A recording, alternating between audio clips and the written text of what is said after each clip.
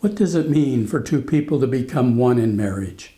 It does not mean becoming the same person. Your spouse will not always want what you want, see what you see, or feel what you feel. You may differ in how much time you want to spend together, how you spend money, how you parent, or even how you envision the future. Those differences do not necessarily mean something's wrong. They mean you're married to another human being. Unity is not sameness. It's the capacity to remain connected even when you see things differently. It means listening carefully, speaking honestly, and searching for a way forward that respects both people. A strong marriage is not one in which differences disappear.